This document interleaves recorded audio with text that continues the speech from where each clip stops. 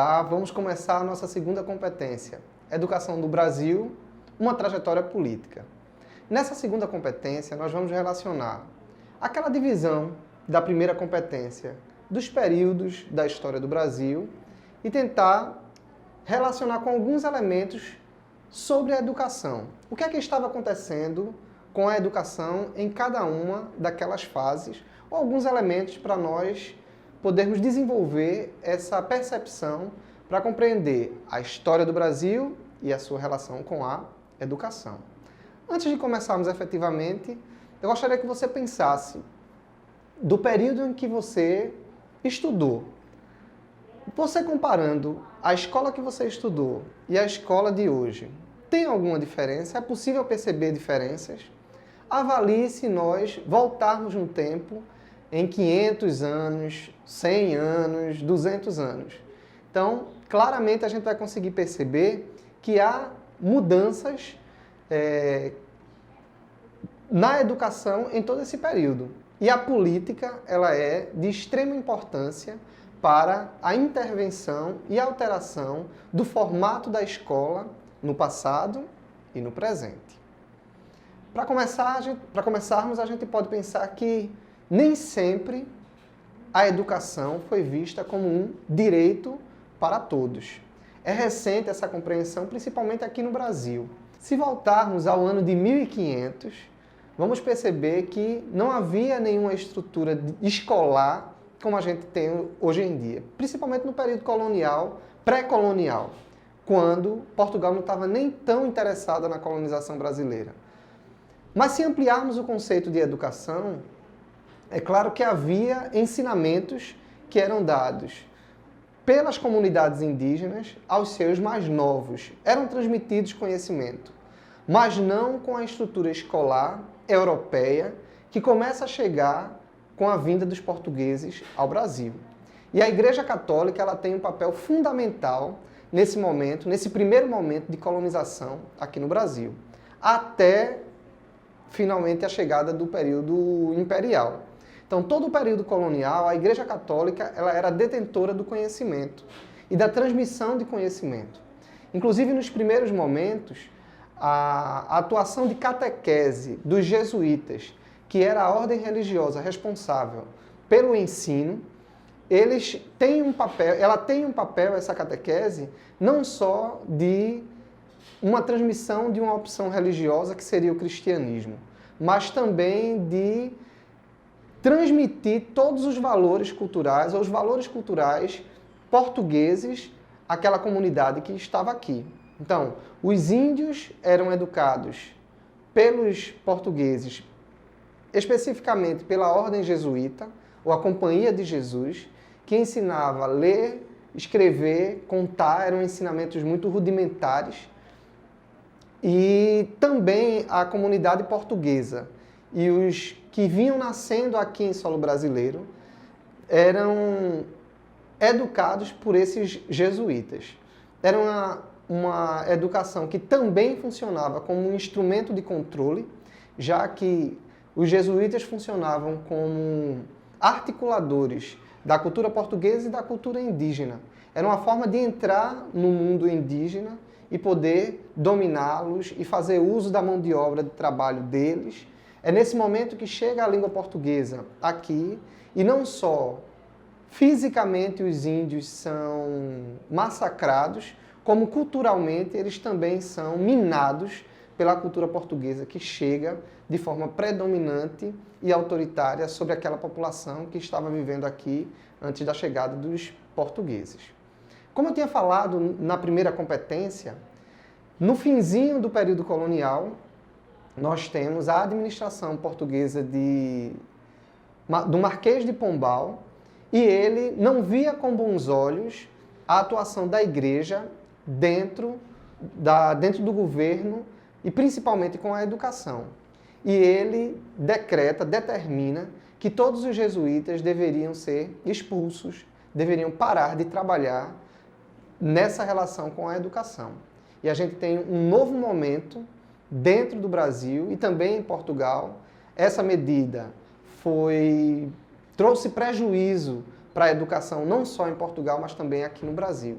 Então, como o Brasil era colônia de Portugal e há essa reforma lá, nós sofremos a repercussão do acontecimento lá em Portugal. Então, durante o século XIX, com a vinda da família real, há um movimento cultural diferenciado aqui no Brasil. A instalação da corte brasileira no solo que hoje é o Brasil demanda mudanças significativas na preparação da população, que não atinge diretamente os menos favorecidos, mas a gente já consegue perceber a instalação de cursos superiores, como medicina, direito, aqui no Brasil, que antes, se houvesse algum interesse de algum português ou algum nascido aqui fazer um curso superior, teria que ir para a Europa. Mas com a vinda da família real, é necessária a formação de um corpo administrativo, de uma elite intelectual, que é favorecida com essa chegada da família real. Inclusive, a história da imprensa brasileira, de publicação de livros aqui em solo nacional, acontece também com a chegada da família real, que autoriza a abertura de uma imprensa régia. E aí a gente passa a ter a autorização de publicação de livros, que ainda assim era restrito e acompanhado, mas é possível perceber uma valorização diferenciada para esse tipo de material cultural. Inclusive aqui em Pernambuco, como veremos mais adiante, é justamente nesse período que a gente tem a instalação da Faculdade de Direito lá em Olinda, fruto dessa influência da chegada da família real, como nós vimos na primeira competência, e, consequentemente, repercussão no mundo relacionado à educação. Com a proclamação da República, de Dom Pedro I, nós temos a primeira Constituição em 1824, que já tem um item específico para educação. Então, num primeiro momento, é a primeira vez que a gente tem um instrumento legal nacional, ainda que não atendendo à necessidade da população como um todo, mas uma primeira preocupação legislativa sobre a educação em nosso país. Sempre aparece a crítica que nesse período a educação era bastante dual. Então, havia uma preparação para as classes mais abastadas, que seriam as elites administrativas do país, e um outro tipo de educação que era destinada para a população mais pobre que tivesse acesso, que chegasse à escola para mão de obra. Então, havia uma educação para se pensar e uma educação para o trabalho. É basicamente nessa estrutura que o século XIX vai se desenvolver, mesmo com avanços em relação ao período colonial, mas ainda limitado por conta da perspectiva, do projeto de sociedade que existia naquele momento. Ainda durante o século XIX, a gente tem uma ruptura entre a Igreja Católica e o Estado brasileiro. Então, como nós já havíamos falado, o Marquês de Pombal já havia desmembrado essa relação entre Estado e Igreja na educação. E de forma mais ampliada, durante o século XIX, isso vai ser significativo. Então, a educação, cada vez mais, ela se torna leiga. Não descaracterizando, no entanto, não anulando a influência da Igreja Católica e até de colégios católicos estendidos em todo o território nacional. Mas, a partir de 1889, com a chegada da República, a gente tem uma nova perspectiva de educação em nosso país, mais aproximada em semelhança ao que a gente tem hoje em dia. Claro que a quantidade de escolas era infinitamente menor, mas a preocupação de trabalhar, de se preocupar com a educação de forma que ela atendesse o maior número possível de estudantes, ela começa a se desenvolver com a chegada da República. Desde a instalação de órgãos do Estado brasileiro para fiscalizar, acompanhar, pensar a política para a educação, até a implementação de metodologias que facilitassem o aprendizado, a aquisição de materiais, de mobiliário adequado, a exemplo dos grupos escolares, que é um formato totalmente diferente do que se tinha durante o século XIX, ou mesmo no período colonial. Eram ambientes próprios, com uma quantidade maior de alunos, já que no século XIX a gente tem aulas individuais, mas a gente vai ver isso mais adiante, onde outras propostas teóricas irão aproximar cada vez mais o formato da escola ao que a gente tem hoje em dia. Temos então o período Vargas, com todas as suas contradições, que já falamos na primeira competência, mas que consegue dar um avanço nas preocupações em relação à educação. A exemplo de pensar que a educação deveria ser obrigatória e gratuita. A criação do Ministério da Cultura e da Saúde Pública, que mesmo estando relacionado, mas já dá uma nova percepção de como a educação estava sendo atendida naquele momento. É no governo de Getúlio Vargas que nós temos a estruturação do SENAI e do SENAC, também como um braço para o desenvolvimento da educação técnica, tecnológica. Isso tudo dentro do período do governo de Getúlio Vargas. Com Juscelino Kubitschek, a gente tem também uma preocupação com a educação para o desenvolvimento, já que era a preocupação dele, que o Brasil crescesse o mais rápido possível. Então, não só em estruturas prediais, físicas, mas também que a educação conseguisse se desenvolver.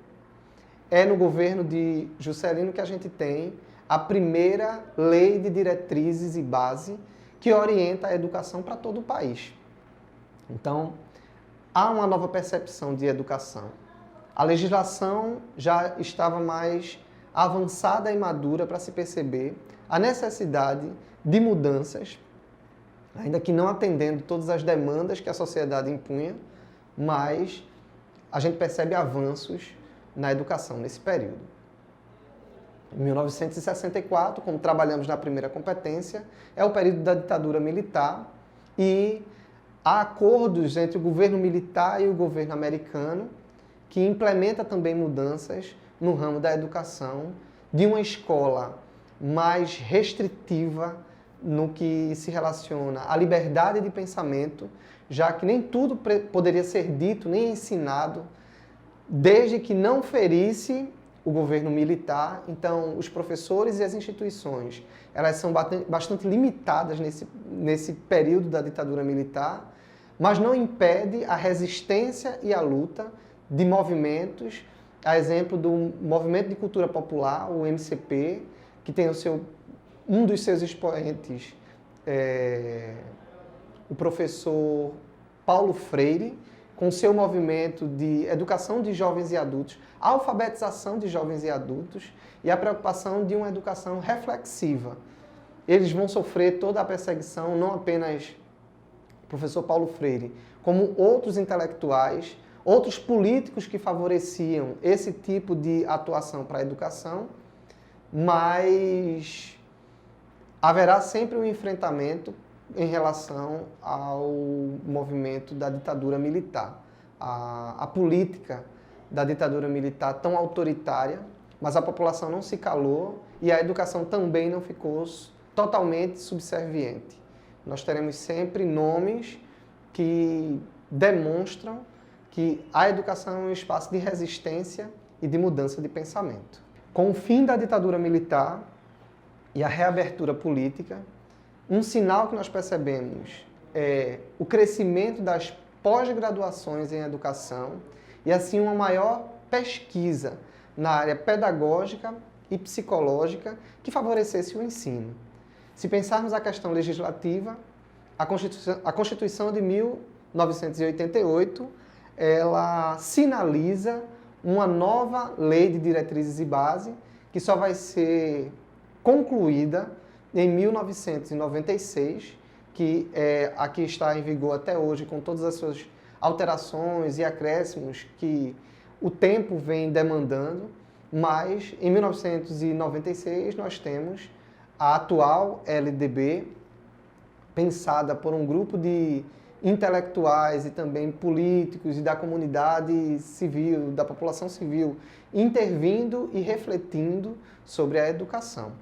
Nos últimos anos, nós tivemos algumas leis relativas à educação afrodescendente e à valorização da cultura indígena, implementando e alterando a LDB, que não tratava no momento sobre essa temática, mas que por força da sociedade civil acabou incluindo.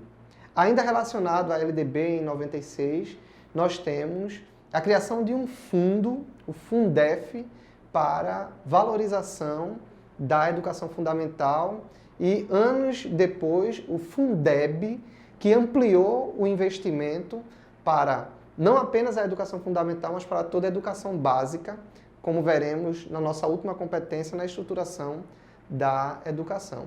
Mas a LDB já traz uma nova perspectiva de educação relacionada à educação, a uma escola democrática, com participação democrática, eleição de gestor, onde a escola tem liberdade para gerir, a verba que chega dentro dos limites que são impostos, mas com alguma autonomia para os gestores das escolas e toda a comunidade escolar decidir. Então, a gente consegue perceber que, ao longo da história do Brasil, com todos os seus percalços, a educação vem ganhando espaço e a legislação, com toda a luta da sociedade, com toda a luta dos interessados pela educação, vem ampliando, tentando ampliar as conquistas para uma melhor educação, para uma educação que alcance a todos. Bem, acabamos assim a nossa segunda competência, relacionando os períodos históricos a acontecimentos relacionados à educação. Sugerimos que vocês, mais uma vez, aprofundem os seus estudos e conheçam a legislação, já que é a partir dela que nós podemos brigar para ampliar, para melhorar a qualidade da nossa educação. Até mais!